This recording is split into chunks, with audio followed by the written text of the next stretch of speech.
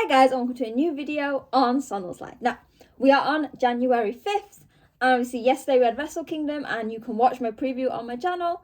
But today I went to the Wrestle Dynasty show. So obviously January the 5th, this was a co-promotional between New Japan, AEW, STARDOM, CMLL, and Ring of Honor. And I'm quickly going to go through the entire card and everything that happened from a person who was there. Obviously, just like the review yesterday, this is not going to have any of your fancy editing. It is 8:30, so I did have some time after the show, but I did a bit of tourist stuff. But I'm going to run through it all as quickly as I can. So we started off with the pre-show, and that was, the first one was the International Women's Cup, so the Fatal 4-Way match. So from Stardom, we had Momo Watanabe, AEW Willow Nightingale, Persephone from CMLL, and Athena from Ring of Honor. This was a great way to start. The crowds were cheering. Obviously, Momo was the clear favourite. She was obviously the one that is most known. She had Tekla from Hate on the side. There was some really nice interaction between them all. Really nice between Willow and Athena. Two very strong women. Persephone was very agile, very classic CMLL lucha style. And obviously, Momo is fast, strong, and everything in the middle. This was really quick, fast-paced. It was quite interesting because the winner actually happened because Thekla distracted the ref, which allowed Momo to use her bat to get the win. And obviously in the post-match comments, what I have seen is that due to this interference seemingly stopping Athena from winning, Athena has challenged Thekla for a match on, I believe, January the 13th in Stardom. It's quite good because all four women have been a presence this past week, and I think Athena, Persephone, and Willow, I believe, were at a Stardom show recently, but I'd hope to see them a lot more in Japan because they got a great pop. We then got to the second pre-show match, and this was for the Ring of Honor titles, and this was one that I was really confused about because we saw House of Torches, Uncle Nobu, and Sho facing the Ring of Honor tag team champions Dustin Rhodes and Sammy Guevara. Now, it's a House of Torture, they had to be somewhere on the card, didn't they? But what was really exciting for me was the pop that Dustin Rhodes and Sammy Guevara got. Obviously, in the press conference, Dustin spoke about how he and his father had come to Japan and wrestled, and the cheer was massive. And actually, this match was quite fun. House of Torture did their usual shenanigans. Oddly enough, there was no Dick Togo or Red Narito or Evil on this entire show, so that gets a bonus from me. But they were obviously cheating. They had the Suntory whiskey. Yo was messing with the referee. But Dustin and Sammy used their very unique style. So obviously Dustin is very tall, very strong, very big. Sammy is very agile and fast. So they used that to battle it, whether it was Dustin using Suntory Surprise, Sammy Guevara's amazing lucha skills. It was absolutely phenomenal. And it was one of those things that the whole match just came together. It was nice babyface versus heel. Didn't go on for too long. In the end, with double teaming, the Ring of Honor Tag Team Champions retained. House of Torture got their comeuppance again. That is 3 matches over this weekend that House of Torture have had their just dessert. And it was an amazing moment. So as Dustin and Sammy went out, they went and seemingly spoke to the whole crowd. Ty Conti and Sammy Guevara's little child were there, so they had a really sweet moment. So that was a really nice pre-show. We then started with the main show, and we started with an 8-man lucha gauntlet. And this was a mix between CMLL and New Japan guys. So it started off with 2 people, and then each man joined until there was 8. So we had, from the New Japan side, we had Fujita, Master Wato, Ishimori, and obviously new IWGP Junior Heavyweight Champion El Desperado. From the CMLL side, we had Hechicero, which was exciting, Soberano Jr., Mascara Dorada, and Titan. So all names familiar to the New Japan stars, whether it is New Japan guys or those from Fantastica Mania, obviously Los Ingobernables de Japan's Titan. This was very fun, very similar to the junior tag match. It was high flying. Obviously it started with a quite clash of styles with Fujita and Hechicero being much bigger. But then as each person came in, we saw a huge change of things. So obviously we have the typical lucha guys. Wato, while can high fly, is still very strength based. Muscle Chihuahua Ishimori actually showed off his lucha skills. I think the funniest part of this match was when Despy came out, and obviously Despy is the IWGP Junior Champion, so he had a massive target. Like, he was walking down and everyone was staring at him from the ring, and he went up to him and like started running towards him, beating him up, brought him into the middle ring, and it was like a fighting circle where they each took turns to do their own move. It was really fun. In the end, Ishimori got the win, which was nice, because the Muscle Chihuahua was not on the card the day before. So that was fun. He got the win, I believe, over Soberano Jr. Mistake me if I'm wrong, it was definitely over CMLL Star. So that was a really fun way to start the show. A bit of chaos. Again, this was, I mentioned this in the previous, bit weird, because this was basically the only CMLL presence available, aside from Persephone in the opener. So while it was brief, we did get CMLL representation. Remember, Fantastica Mania will be happening later in the month. We then got into the main title match. So we've had Mina Shirakawa, who is, and I'll have to double check this, so she was the Rev Pro Undisputed British Women's Champion, and Mercedes Moné, who is the Strong Women's Champion, and basically it was a title for title match. This match went just under 15 minutes, but my god, it had people on their seats. You guys know I was voting for Mina, because obviously we all want Mina. But this match was great. While the night before we had Azume and Mayu, it was a very fast match. This was very much a slowed down, in the sense that Mayu was targeting Mercedes' knee throughout. And it was very methodical what she was doing. I was wincing with the thing. So it started where she went to the turnbuckle and slammed Mercedes' knee into it. And then her submissions just seemed to continue that. And Mercedes was almost playing catch up to Mina. She was trying to do these big moves, her meteoras, to try and counter it. But Mina seemed to be one step ahead. They had a bit of fun in the ring, there was a bit of dancing. But at the core of it, this was a phenomenal match. Do I think it could have had a bit longer? Maybe. But I think this was perfect. Because, maybe Mina's going to want her title back. Maybe it's going to run again this match. But this was great. Mina and Mercedes have such good chemistry. And even when Mercedes got the win, I was happy. It was a really fun match. And these two women are extremely talented. Right, I realised in all the excitement that I'd missed out the second match. The second match was actually the surprise match that was added to the card. Obviously, after Tanahashi's match against Evil, Katsuhiro Shibata came out and they had a 5-minute exhibition match. People obviously complaining, why 5 minutes? After everything that happened, New Japan is still reluctant to allow Shibata to wrestle anything more. But this was great. This was 5 minutes of they were in a hole for 2 minutes, then they were slapping the hell out of each other for 3 minutes. And as I say, sick people would like this kind of match, and I guess that makes me a sick person, because this was great. It was making people want more, maybe in an AEW show, which obviously they allow Shibata to wrestle, but it was great. Short and sweet, but needed, and people got to see Tanahashi, because obviously we know his knees aren't in the best way, so having a gimmick match with Wrestle Kingdom was great, and this 5-minute match sort of covered that. So that was very good. We then had a special singles match. So David Finlay, who obviously lost the night before to Yotsuji, facing Brody King. This match, so this weekend, Finlay has come out as a star.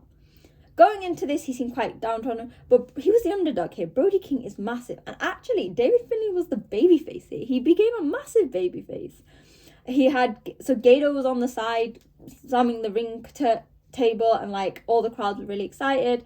Because Finlay was the one having to fight out. He was the one who was having to reach out, because he was getting flung around like a sack of potatoes. Finlay was getting some offense, but for every offense that he got, Brody seemed to have something else. And what was interesting is, since Finlay had become a heel, he's changed his style, rightly so. But what was interesting is we saw him do a lot more high-flying moves, stuff that we've not seen since he was in Finjuice. And this, combined with what I'm going to speak about later, made it very interesting that obviously when Finlay won, again, he is New Japan born and bred, so that's why the crowds were also for him. The cheers were massive. I don't know what the future for Finlay is. Obviously, there's news of his contract coming up. But if anything is to come out of this, is that people have realised that Finlay is an amazing wrestler, and maybe a route to babyface Bullet Club could be a thing. So yeah, this was really good. I think probably one of the surprises between this and obviously his match with Tsuji, Finlay is probably one of the MVPs of the weekend. So shout out to David Finlay. We then had another special singles match. So this was Shota Umino facing Claudio Castagnoli, obviously based on this whole thing with Moxley. I will not take Shota Umino slander in this match or in the last match. You know we are Team Shota here. This match was also very great. A lot more story driven. Obviously, there was the animosity with Claudio. I'm surprised that there wasn't any sort of input from Moxie. It'll be interesting. Maybe tomorrow is New Year's Dash, which, just to note, I am not attending live in person, but I will be keeping up to date with. But this was really fun. Again, similar to the Brody and David match, Shota was really much the underdog. Claudio is much more experienced, much bigger, much stronger. There were some really nice spots. So like when Claudio was doing his spins, so if anyone watched WWE, his Cesaro spins, he did 20 of those. And it's quite interesting because I know going into this match, maybe the crowds were a bit on the edge about Shota, but Claudio really played the heel well to allow the crowds to cheer for Shota. And it was a lot of fun. Shota seemingly works better in this shorter time frame. We know his striking is the best, but his high-flying moves, his ability to make people feel, really stood out in this. And Shota got the win. It'll be interesting to see. Again, this will be the story going forward, I assume. So keep an eye out because that will be good. We then had quite possibly tied match of the weekend, which I obviously thought was going to go the day before, but we had Tomohiro Ishii facing Konosuke Takeshita.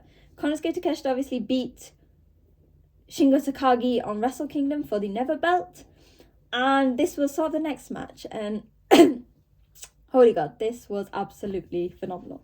From start to end, this had everyone on the edge of their seats. Like, we all know Ishii is an amazing wrestler and he can bring out the best, but this seemed to surpass the Shingo vs Takeshita, which nobody thought would happen or even was a possibility when these were announced.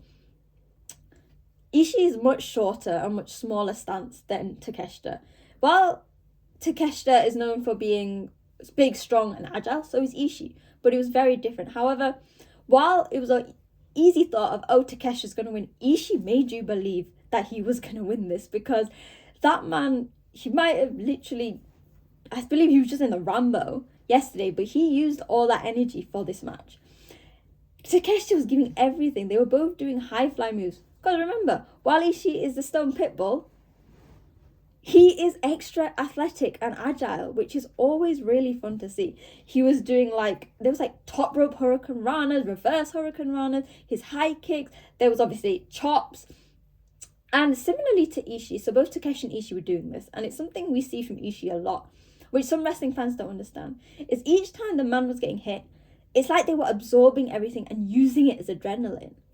There were some really big spots in there that had me on the edge of the seats, and whether they were hitting the vertical suplexes or things like that. And again, it was nice that Don Callis was there, but he was not interfering. Similarly with Gabe in the past match, all of these matches have been very clean. And obviously, while Takeshita got the win, Ishii was the MVP in this match. He was putting everything into it.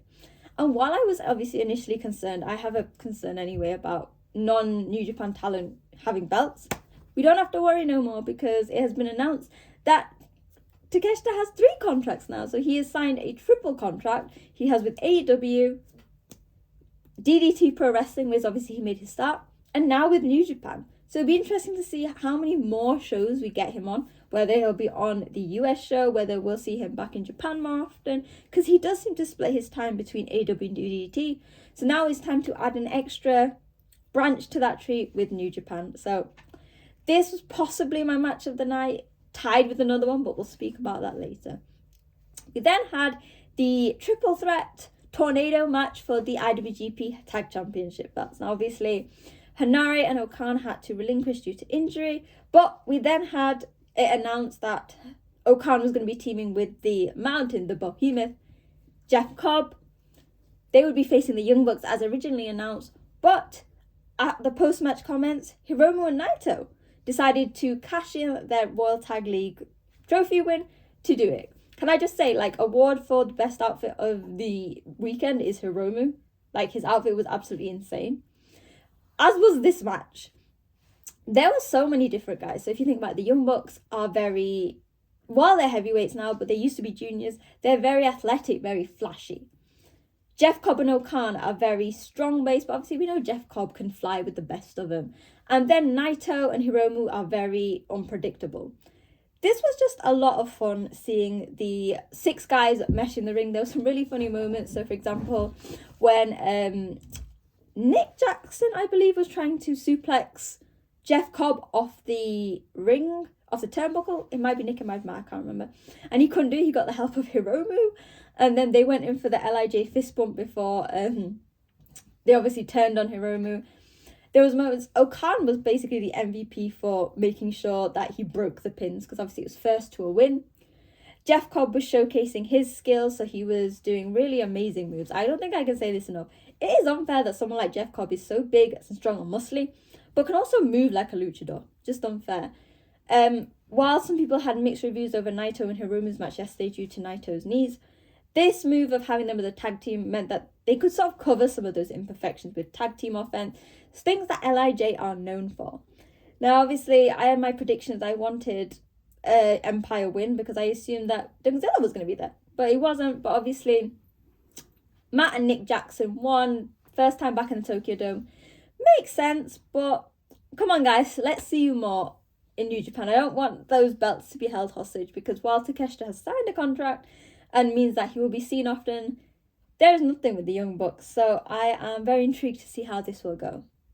We then got to maybe the worst match on the card. It wasn't bad in any sense, but it was Yota Tsuji, the new global champion, facing Jack Perry. Let's put it out there, Tsuji was amazing. He came out in his fedora, he was fabulous. Jack Perry just didn't hit tonight. He didn't seem to make the crowd interested, or like they booed him to an extent. That's just because Tsuji is so popular.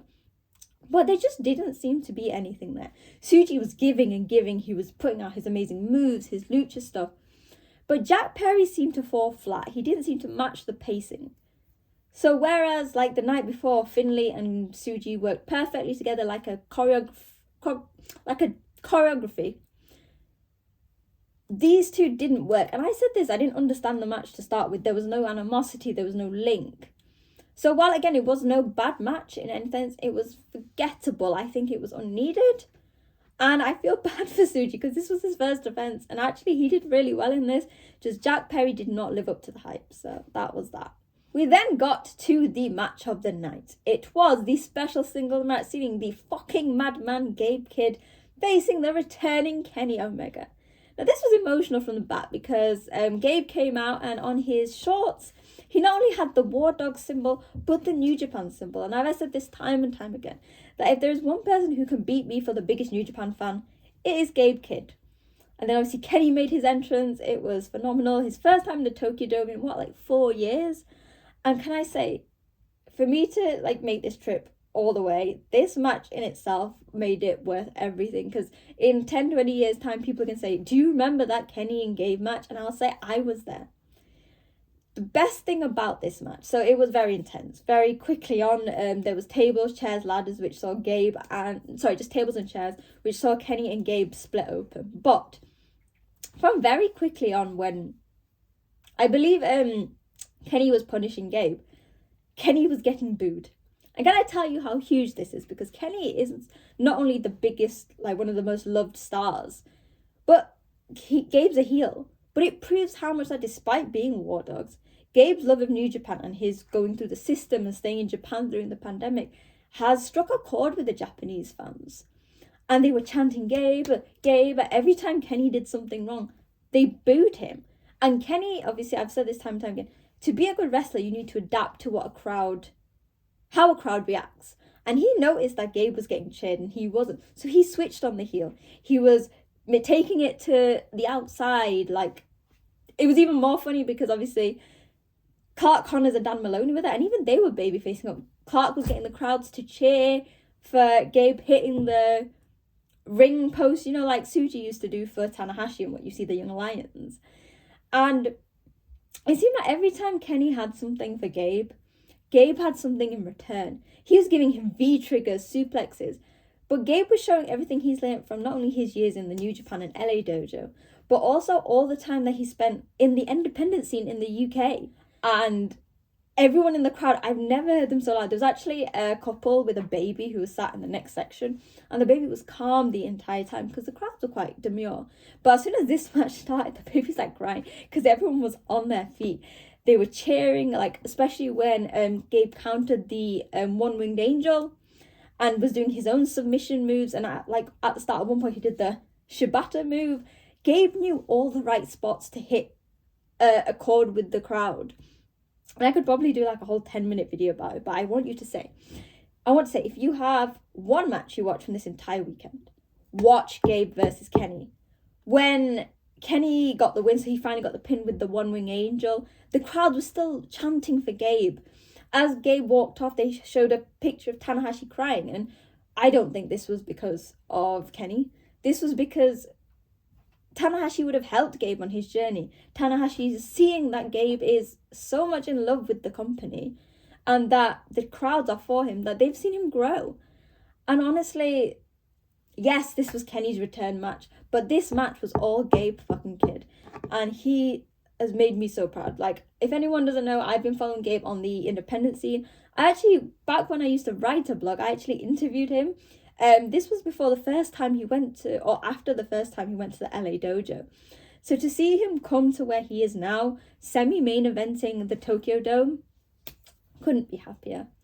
And then we ended with the IWGP heavyweight match. So this was Zack Sabre Jr. versus Ricochet. Again, I don't know if anyone's going to have any complaints, but I thought this was a great way to end it. I kind of think that Gabe versus Kenny should have been the main event, but that again is just a bit of bias for me. But this was another amazing match. It was a battle of styles, so Zack Sabre Jr.'s submission prowess versus Ricochet's more high-flying. There was moments where you could see Ricochet was a heel, but I think most of the time the fans were just sort of cheering for Zack because they love him so much. It was really well paced, seeing Zack working the limbs, working the arms, like his usual offense with obviously TMDK all out in orange. Ricochet was doing his high-flying moves, trying to counter Zack being the best submission wrestler in the world. And I think that it's one of those things that Zack probably felt a lot of pressure, whether he saw on social media what was happening or maybe the hype for Kenny and Gabe. He really knew how to turn up. He was getting the crowds excited. He was showcasing like, hell, I'm the IWGP World Champion. You might have hated on me, but I'm not going to let you forget this. And in the end, Zack got the win with the submission. It was quite odd because I think Ricochet might have tapped a bit too early because it seemed like Zack was going to go for another one of his moves. But this was a really nice way to end the night. Zack, it was quite funny. So Zack started speaking in Japanese, but he went, "Are there any people who speak English?" And I was like cheering. I was like, "I'm not only speaking English, but I'm from England." So he did a nice little comment in English, basically saying that the future of New Japan is orange. So yeah, I was really obsessed with that, and that was the perfect end to an amazing show. Now, that was obviously my reaction and review of the entire show, and like I said, I'm not doing New Year's Dash tomorrow because I think like I'm on holiday as well, and I want to get everything that Tokyo has to offer. But overall, these last two events were amazing, and I can't praise New Japan anymore. The experience was amazing. But now it's your turn to let me know your thoughts. Let me know in the comments, on social media at wrestling_chat. What are your thoughts of a Wrestle Dynasty, Wrestle Kingdom, your top matches, the matches you didn't like the most, MVPs? Let me know. Hit like, share, and hit subscribe. This is obviously the last immediate video. If something big happens at New Year's Dash, I might cover that because tomorrow I'm actually going to Shibuya for the day. But the next one, when I get back off my holiday, I will be trying to do a vlog.